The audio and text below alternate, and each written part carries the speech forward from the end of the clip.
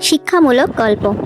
অঙ্কের শিক্ষক একটি অঙ্ক দিয়ে বললেন, তোদের মধ্যে যে অঙ্কটি পারবে তাকে আমি একজোড়া জুতো গিফট করব। সকল ছাত্র অঙ্কটি সঠিক উত্তর দিল। শিক্ষক, আমি তো একজনকে জুতো দিতে পারবো। একটা কাজ করা যাক, লটারি করি। বাক্সের মধ্যে তোরা তোদের নাম আর রোল নাম্বার লিখে দে। ছাত্ররা নাম রোল নাম্বার লিখে বাক্সে রাখলো। শিক্ষক বাক্স একটু ঝাঁকিয়ে চোখ বন্ধ করে একটি কাগজ তুললেন। শিক্ষক, আমি কি নামটা পড়ব? ছাত্ররা একসঙ্গে বলল, পড়ুন স্যার। পুরো ক্লাস পিন ড্রপ সাইলেন্স, শুধু শ্বাস প্রশ্বাসের শব্দ।